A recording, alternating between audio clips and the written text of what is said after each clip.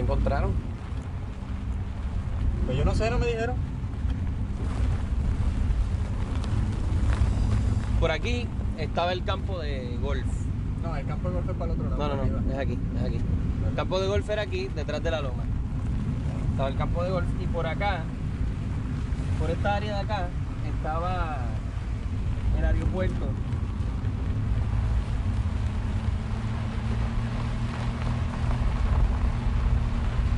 No, aguántense ahí que va fuerte el corazón. Míralo, ahí están. Ahí no era. No, yo no sé, a lo mejor están consiguiendo Es algo que ahí no de la era. tierra. Porque... Ahí no era. Era.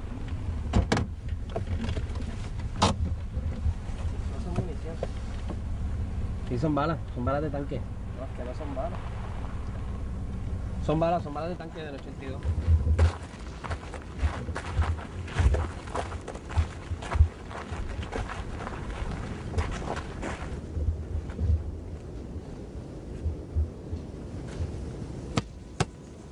¿Ves? Sólido. Sácalo. Suave. ¿Qué carajo es eso? La Marina de Guerra de Estados Unidos decidió suspender los ejercicios militares el domingo.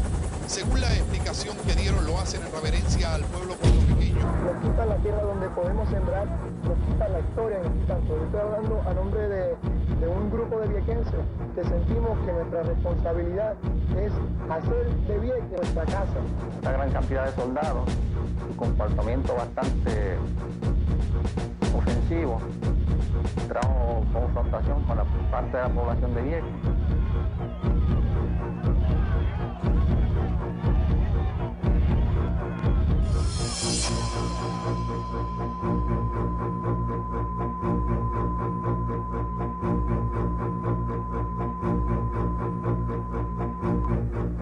My fellow citizens, last April there was a tragic accident at the Navy range on Vieques. That accident focused attention on the long-standing concerns of the island about training operations there. It led to a strong view in the Commonwealth that the Navy should end its training on Vieques.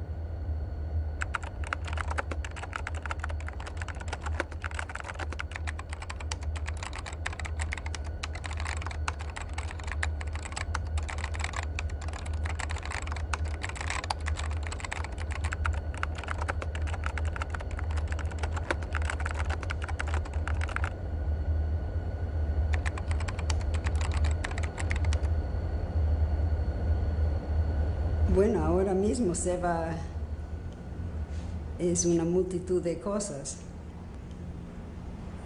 Originalmente fue un cuento. Pues Seba es un cuento muy bien escrito. Es un cuento de excelente calidad y que trata pues, de un relato histórico o ficticio que simula ser historia. Un cuento que creció extramuros, que salió de la página y se convirtió en una obra de teatro con todo Puerto Rico como el escenario.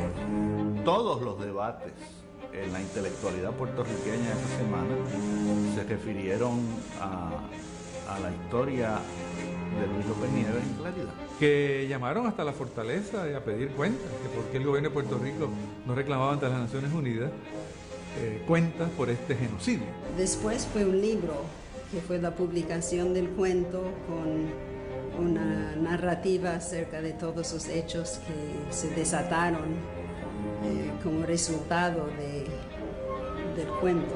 Resulta eventualmente en la aniquilación total de un pueblo de Puerto Rico que ha resistido con tanta fuerza y con tanto ahínco la invasión. Seba es la contestación que le da Luis López Nieves a la falsedad de que Puerto Rico no tuvo una épica frente a los Estados Unidos. Es un cuento cosa. O sea, visto de otra manera, y según lo releía en estos días para esta entrevista, es un cuento comiquísimo. Y es la historia de cómo la gente creyó lo que dice el cuento. Ladies and gentlemen, we interrupt our program of dance music to bring you a special bulletin from the Intercontinental Radio News. At 20 minutes before 8 Central Time, reports observing several explosions of incandescent gas occurring at regular intervals on the planet Mars. Ladies and gentlemen, this is the most terrifying thing I've ever witnessed. It strikes them head on. Lord, they're turning into flames. The whole field's caught up by the woods, the barns, the gas tanks for the automobiles, spreading everywhere. Coming this way now, about 20 yards to my right. We're diving on the first one. Now the engine's gone. Top blue. Ladies and gentlemen, due to circumstances beyond our control, we are unable to continue the broadcast from Grover's Mill.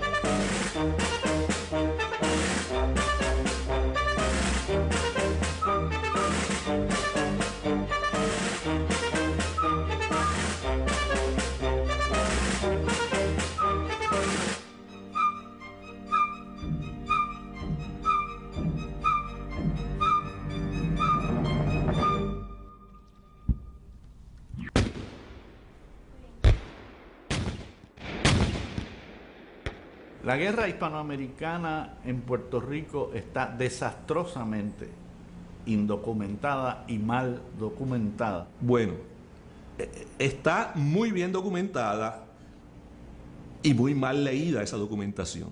Todas las historias sobre la guerra hispanoamericana en Puerto Rico las escribieron o los que ganaron o los que estaban a favor de los que ganaron. Es decir, una gran parte de la documentación de la invasión norteamericana a Puerto Rico ha estado accesible desde principios del siglo XX. De manera que es toda mentira, mentira.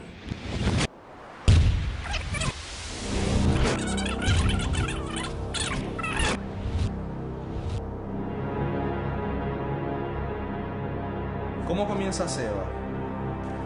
Seba comienza con una carta dirigida a Luis Fernando Cos, que en ese momento dirigía el periódico Claridad. Víctor Cabañas se cartea con Luis López Nieves, el autor del relato. Luis López Nieves acude a Periódico Claridad a pedirle, por favor, que en vista de que no tiene noticias hace tiempo de este historiador, se publique el testimonio como una manera, creo yo, de denunciar su posible desaparición.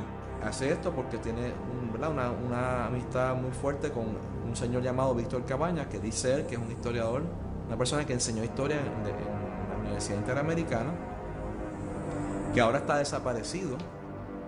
El autor remite a Claridad las comunicaciones que ha recibido por un espacio de tiempo de un amigo investigador de apellido Cabañas, que se ha entusiasmado con una referencia a una frustrada invasión norteamericana de Puerto Rico en mayo de 1898.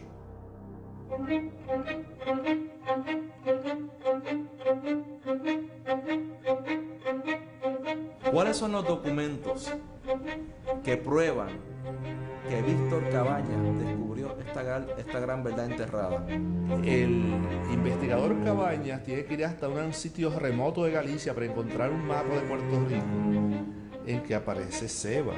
Esta persona le escribe al autor advirtiéndole que él tiene pruebas de que el pueblo de Puerto Rico resistió la invasión norteamericana en el pueblo de Ceiba, que existía como evidencia de la resistencia del pueblo de Puerto Rico a la invasión de los Estados Unidos. Hay miles y miles de mapas de Puerto Rico del siglo XIX en que Ceiba aparece muy claramente indicado.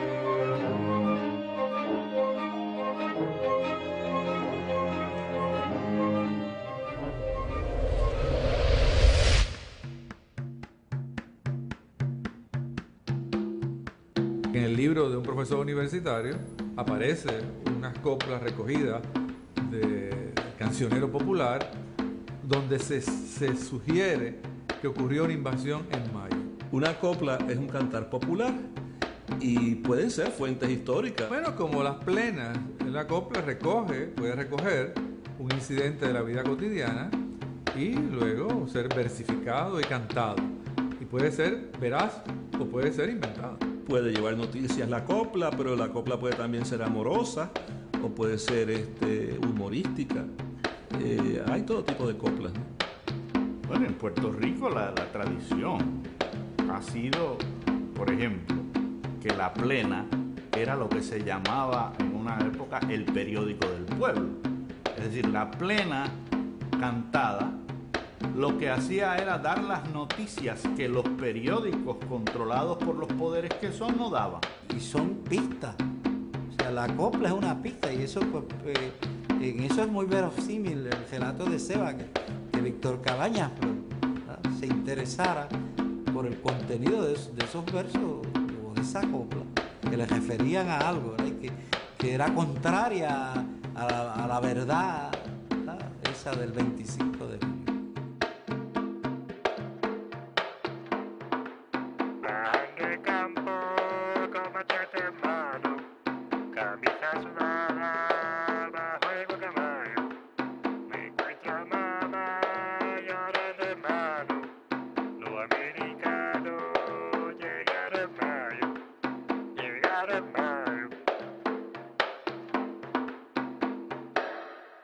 Así que, basado en esa copla, Víctor Cabañas, con una intuición que no tiene ni clara, ¿verdad? Es como Mulder investigando los X-Files, ¿no? Cuando le dan sus intuiciones, va para el Archivo Nacional de Puerto Rico y allí, buscando a ciegas, sin saber lo que iba a encontrar, porque no sabe lo que está buscando, se encuentra con otro historiador llamado Jaime Rodríguez, que da la casualidad que había hecho una tesis de maestría sobre el periodo de la invasión norteamericana a Puerto Rico, y que le dice, este otro supuesto investigador, Jaime Rodríguez, le dice a Víctor Cabañas que cuando él estaba investigando su tesis de maestría, había unas cosas sobre menciones sobre el mes de mayo que nunca estaban claras, como una nébula sobre mayo, una nébula que él no pudo investigar, pero que él cree que ahí hay algo. Y entonces ahí Con esas dos cosas, Víctor Cabañas dice, toma una decisión que cambiará su vida. Esto todo ocurre según las cartas que él le envía a Luis López Nieves y que están en este sobre que se mandan a Claridad el 27 de junio de 1978. Y se tira para Washington para ir a investigar en los archivos de Washington a ver si encuentra su sospecha de que en mayo ocurrió algo importante, en mayo del 98. Y que logra contactar una nieta del general Miles que le facilita acceso al diario de Miles. Y en el diario de Miles, pues supuestamente está el relato de la resistencia de esta población seva a la invasión norteamericana.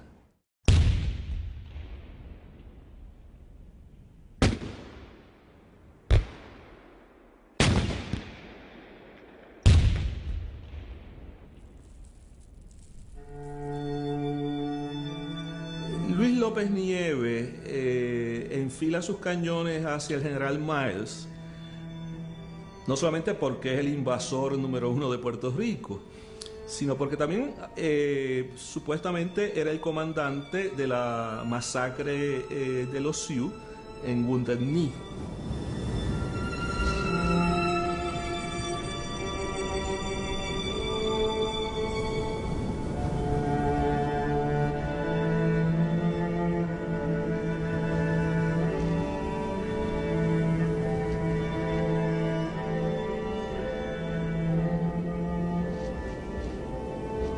Miles entonces creo que participa en esas guerras indígenas y ese es su expediente, parte de su gran ejecutoria antes de llegar a Puerto Rico.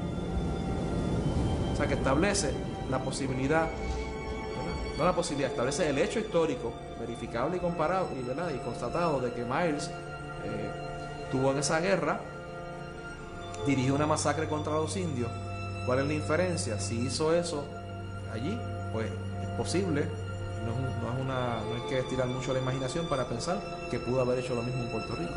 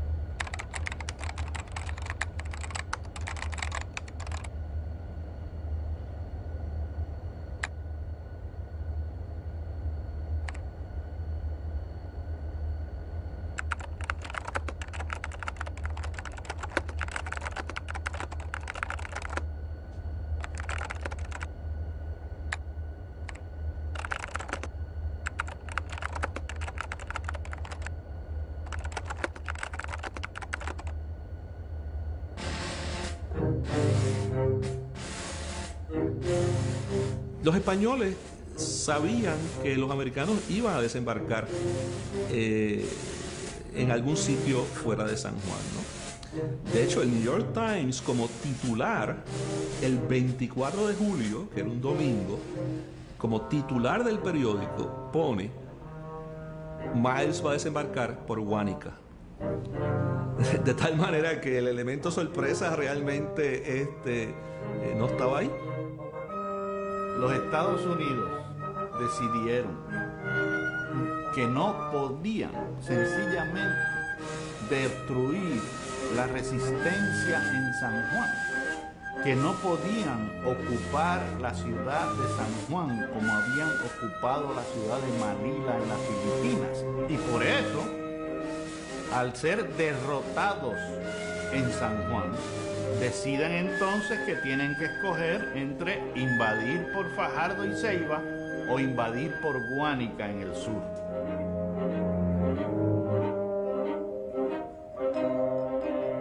La alternativa real era desembarcar unas 25.000 tropas en un sitio seguro, y se pensó en Fajardo inicialmente. Hay que entender que en la historia de la ocupación militar de los Estados Unidos, desde 1824, un almirante de los Estados Unidos había diseñado la ocupación de Puerto Rico por Fajardo y por Seibo, y que en sus documentos oficiales era tan idiota que no entendió el nombre de Fajardo y en todos los documentos lo escribió como Foxardo, F-O-X-A-R-D-O.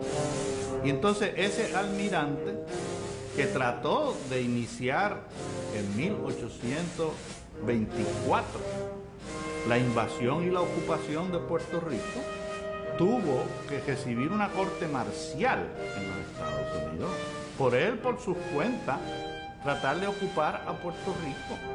De manera que desde entonces, desde la invasión de Foxardo en 1824 por el almirante Porter, ya los Estados Unidos venían trabajando por dónde iban a invadir.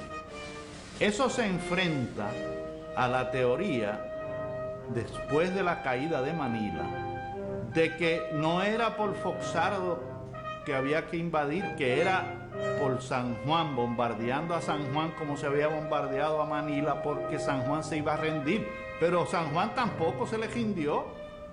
Y entonces tuvieron que decir, bueno, pues entonces vámonos por el sur, vámonos por Guánica y subimos, ¿por dónde? Por el Asomante. Y en el Asomante se los comió la bruja también. Y en el Asomante se paró la invasión por los puertorriqueños, no por las fuerzas militares españolas, por los puertorriqueños. Y ese día fue que se recibió el cable de que España se había rendido en la guerra hispanoamericana. Hay que ser de Cuamo y de Aybonito para creer en la batalla de Asomante. Pero en los otros 76 municipios de Puerto Rico yo espero que haya la suficiente racionalidad para examinar críticamente la documentación tanto española como norteamericana, para ver que esa batalla no era necesaria.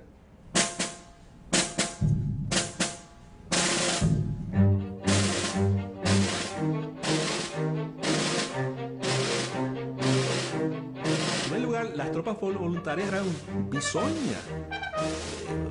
Si uno lee, por ejemplo, la autobiografía de Carl Samuel, se da cuenta que esta gente apenas saben nada de lo militar, ¿no? Son aficionados, son muchachos lanzados a la aventura. Entonces, Miles sabe perfectamente que estas tropas no pueden dar una batalla abierta y frontal con tropas españolas. Hay una supuesta batalla de Cuamo, que fue un combate de menor envergadura del que se le quiere atribuir hoy día, porque los norteamericanos sabían que la carretera de Guayama a Calley, que había sido abierta en años recientes, obviaba la subida de la cuesta de la Asomante, y que una vez que tú estabas en Calley, seguías derechito por la carretera central hacia San Juan sin tener que subir a Asomante. La invasión norteamericana a Puerto Rico fue resistida dramáticamente por el pueblo de Puerto Rico, que se fajó a tiro limpio con los americanos y se rindieron los españoles. Pues los amigos de Cuamo y de Aybonito les gusta soñar con un pasado glorioso.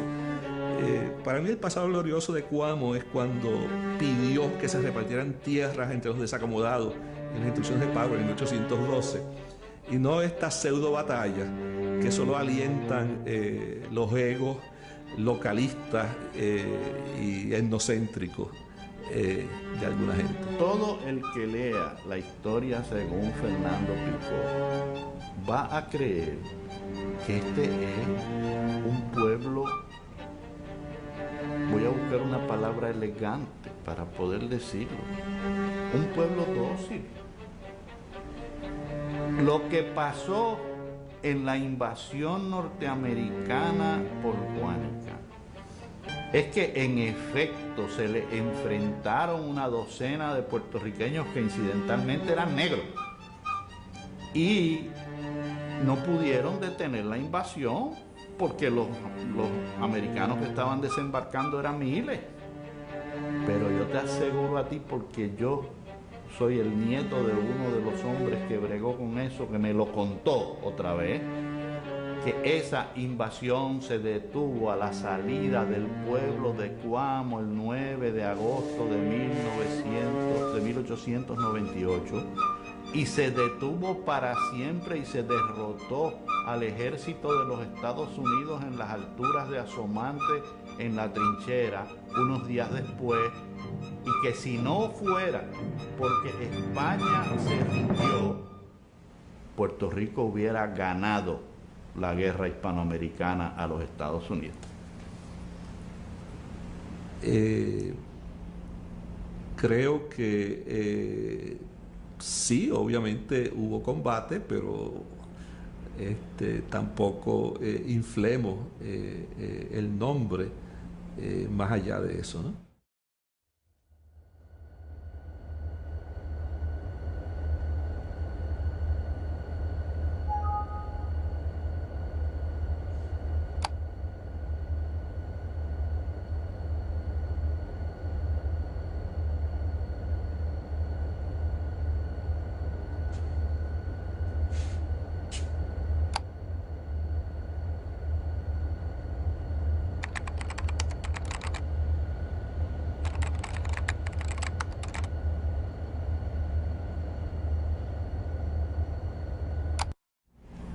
Yo no sé cuál es la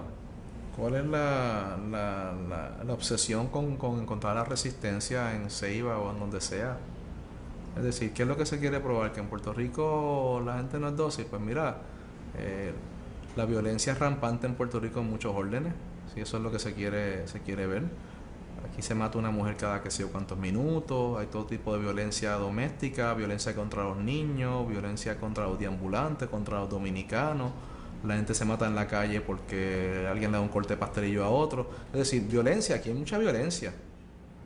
El problema de la teoría del puertorriqueño dócil es que es una teoría del problema del colonizado que internaliza los valores del colonizador.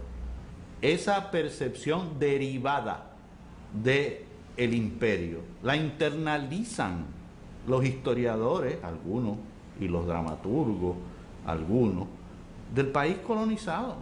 Y el mejor ejemplo del nacionalismo que se traga las mentiras del imperio se llama en la historia de Puerto Rico René Márquez.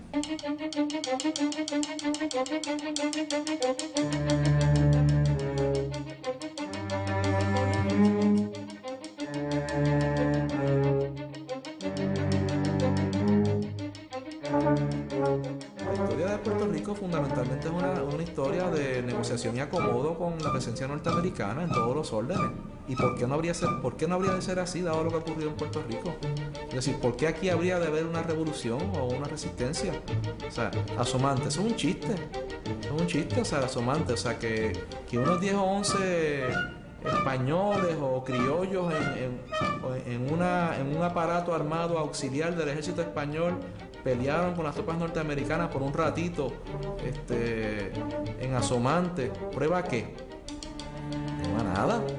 O sea, eso es como ridículo elevar eso a nivel de batalla y de heroísmo. O sea, es una cosa patética. Me parece que es un chiste mal gusto. Cuando, si tú quieres estudiar eso, pues tienes, o sea, en Cuba hubo guerra, en Filipinas hubo guerra de independencia en América del Sur, las colonias norteamericanas se sublevaron, hubo guerra, eso son guerras. El pueblo puertorriqueño ha dado ejemplos dramáticos a través de la historia de que no solamente no es un pueblo dócil, sino que es, para que lo entienda todo el mundo, el único pueblo que ha tratado de asesinar al presidente de los Estados Unidos y el único pueblo que ha tiroteado al Congreso de los Estados Unidos de América. No somos extraordinariamente afortunados en Puerto Rico por no haber tenido esas épicas, por no haber tenido esas guerras, por no haber tenido esa destrucción y esas muertes que implican las guerras. Es decir, que aquí se haya podido dar un proceso político que nos ahorrara eso. ¿Por qué la búsqueda de esa victimización de esa épica, de esa tragedia. Desde la batalla de Cuamo, desde la batalla de Asomante, desde las partidas sediciosas, desde la experiencia traumática del asesinato de Francis Rix y del asesinato de los asesinos de Francis Rix, los puertorriqueños en la revolución de 1950, los puertorriqueños en el ataque a la Casa Blair en la Casa Blanca después de la revolución de 1950, los puertorriqueños en el ataque al Congreso de los Estados Unidos por Lolita Lebrón en 1954, los puertorriqueños en el ataque a Frances Tavern en Nueva York por los macheteros, los puertorriqueños en el robo de Boston por los macheteros, los puertorriqueños en el asalto a la base Muñiz por los macheteros, los puertorriqueños tienen una trayectoria de violencia reivindicatoria que contradice totalmente la teoría de que este es un pueblo dócil y que tiene un panteón entero de gente que ha dado la vida por la afirmación nacional de Puerto Rico.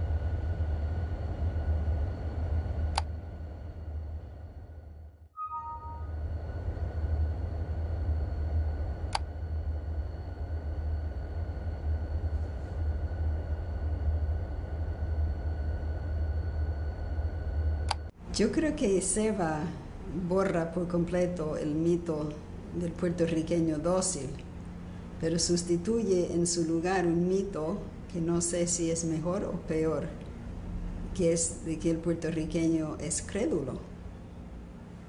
En Puerto Rico, en el momento en que ese cuento salió a la publicidad, Puerto Rico se lo creyó. Lo que pasa es que con el mundo tan rápido, la gente no reflexiona lo suficiente y se cree cualquier cosa. Es muy poco probable que se haya podido concertar una conspiración de ese tipo por tantos años, ¿no? Y que abarcara una gran cantidad de personas, o sea, para poder sostener eso, y que tuviéramos que esperar a que Cabañas encontrara a Ignacio Martínez en un lugar de la Sierra de Luquillo, en el barrio Duque, en Naguabo. Procediendo yo de esa zona, ¿verdad? Conociendo la proximidad entre Naguabo y Ceiba, ¿verdad? O sea, que lograran exterminar de la faz de la tierra todos posibles testigos con el testimonio, ¿verdad? Que fuera una sola persona, todo eso para mí es bien inverosímil. En un pueblo, en una isla tan pequeña, donde todo el mundo se conoce, donde casi todo el mundo está emparentado, eliminar un pueblo, no importa que haya sido de reciente creación, no puede ser ignorado por los pueblos vecinos, ni que hubiese un desierto del Sáhara entre Ceiba y Fajardo y Humacao y todos los demás pueblos cercanos. Es decir, todo el mundo se conoce en este país. ¿Cómo se borra el recuerdo? Se puede borrar físicamente un poblado, pero borrar el recuerdo de la gente que vive, que colinda con el pueblo, es un disparate colosal. O sea, la historia tiene mecanismos para verificar que no ocurrió lo de Seva. En primer lugar, el hecho de que hubo resistencia armada de la parte de los puertorriqueños. En segundo lugar, que existiera un pueblo de reciente creación que fue borrado de la historia. En tercer lugar, el atribuirle a Muñoz Rivera el papel de un traidor. Que se realizara una conspiración de forma tal y tan perfecta que se aniquilara a todo el mundo y que no se filtrara hacia Naguabo, por ejemplo, o hacia Fajardo, la desaparición del supuesto poblado este y de su gente. La pregunta es cómo pudo pasar desapercibido en Naguao un bombardeo intensivo de Ceiba. La carta de Miles, por ejemplo, el general Miles, que escribe el número 7 cruzando el número como se hace en Europa, es una cosa poco hecha en Norteamérica. Lo más inverosímil hay es que él pudiera sacar el diario, sacar fotocopias, dejarle las fotocopias y llevarse el original. Eso es una de las cosas ilógicas del cuento, porque Miles, para borrar el ejemplo heroico de estos puertorriqueños, decidió dilapidar un pueblo, fusiló a la gente, el que no murió en batalla fue fusilado, y encima de ese pueblo se construiría luego una base militar. Y lo raro es que después de pasar todo ese trabajo y de borrar todos los documentos, dejó su diario. Me parece a mí que si uno es un genocida con todos los documentos, lo menos que hace es poner en primera persona el testimonio de que él es el responsable de ese genocidio. Bueno, esa es una de las tantas cosas ilógicas en el cuento de Ceiba. Y después, cuando Miles habla del CID, hay muchos estudiantes de español que no saben quién es el CID, y como el general Miles, por buena que fuera su educación, cómo va a saber y mencionar al CID en una carta. Lo que hace más creíble el cuento es que viene después del Cerro Maravilla. El Cerro Maravilla también creó una sensación en la gente de que todo es posible, de que siempre se puede manipular la evidencia, de que los testimonios que se dan en las Cortes de Justicia son falsos, no siempre son verdaderos, y de que si de la misma manera que en Maravilla se mintió vulgarmente, ¿por qué no hacerlo en el caso del 98? Me hubiera gustado analizar Ceiba con una computadora para decir definitivamente si es mentira o verdad. Pero el autor lo hizo imposible, porque las muestras de cartas de Miles son traducidas al español, con la excepción de una sola carta que solo tiene 98 palabras, que no es una muestra suficiente para determinar si Miles fue el verdadero autor de esa carta. Es muy convincente en ese sentido para el que piense que únicamente lo que los historiadores hacen es eso, o sea, que la única manera de demostrar es refiriéndose a documentos, mostrando ejemplos, ¿verdad? O copias de esos documentos, o hablándonos de diarios, ¿verdad? Y lo que se olvida es que el historiador, pues, lo primero que hace es validar la realidad del documento. O sea, que no basta con decir este documento, el diario del general Miles o el mapa tal, ¿verdad? Habría que corroborar eso.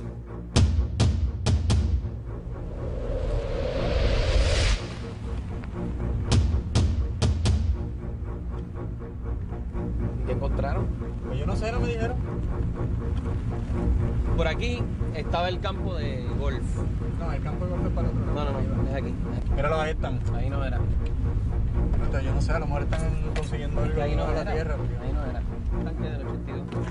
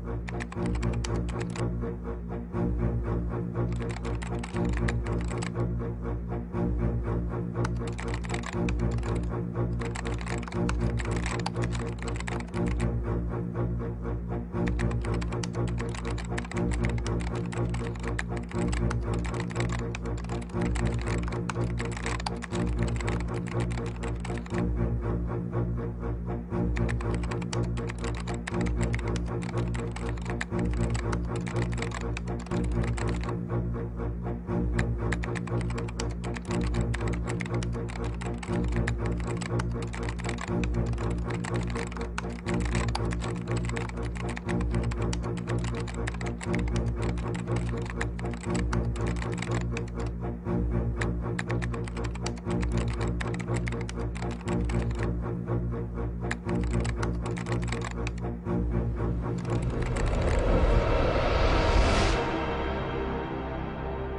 llevamos...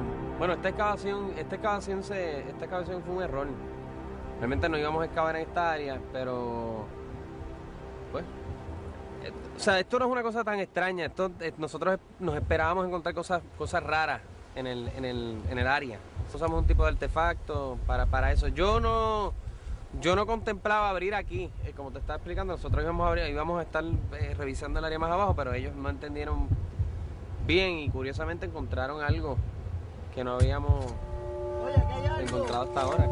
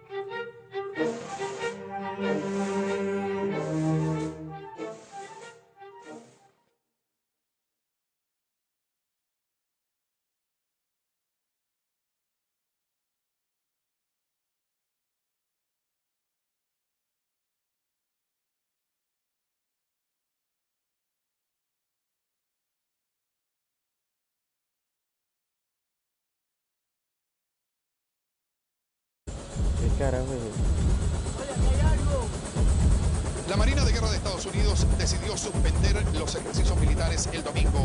Según la explicación que dieron, lo hacen en reverencia al pueblo puertorriqueño. Nos quitan la tierra donde podemos sembrar, nos quitan la historia en este tanto. Yo estoy hablando a nombre de un grupo de viequenses que sentimos que nuestra responsabilidad es hacer de Vieques nuestra casa. Esta gran cantidad de soldados, su comportamiento bastante ofensivo, trajo confrontación con la parte de la población de Vieques.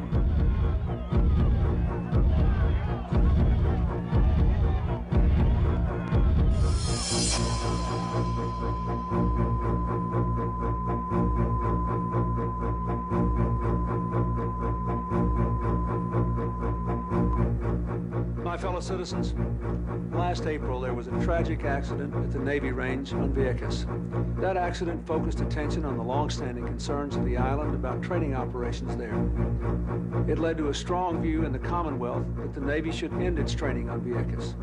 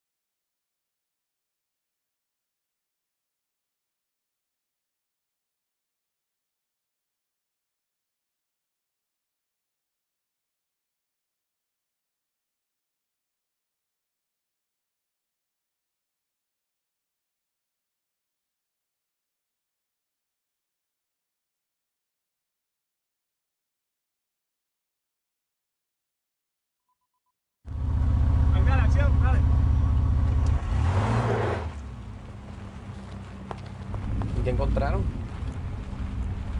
Pues yo no sé, no me dijeron. Por aquí estaba el campo de golf. No, el campo de golf es para el otro lado. No, es aquí, es aquí.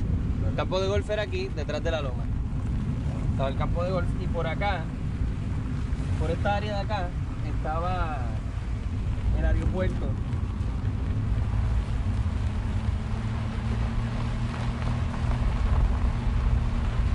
No, aguántense ahí que va fuerte de Míralo, ahí están. Ahí no era. Yo no sé, a lo mejor están consiguiendo algo ahí no de la era. tierra. Porque... Ahí no era. Era. No son munición. Sí, son balas de tanque. No, es que no son balas. Son balas de tanque del 82.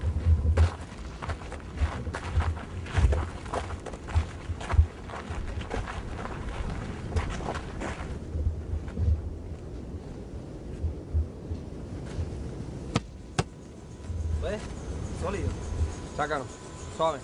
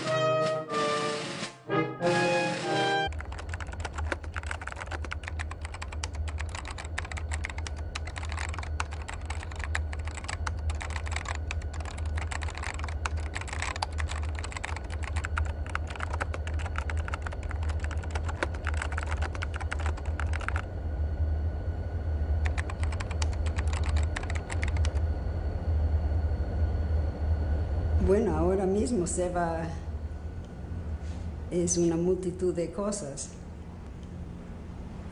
Originalmente fue un cuento. Pues SEBA es un cuento muy bien escrito. Es un cuento de excelente calidad y que trata pues, de un relato histórico o ficticio que simula ser historia. Un cuento que creció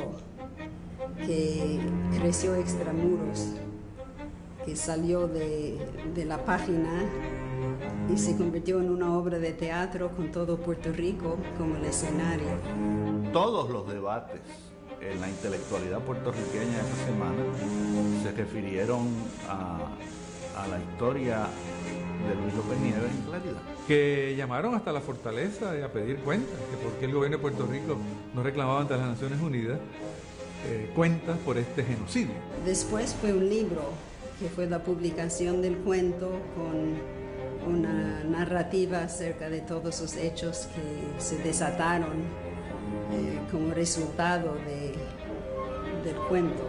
Resulta eventualmente en la aniquilación total de un pueblo de Puerto Rico que ha resistido con tanta fuerza y con tanto ahínco la invasión.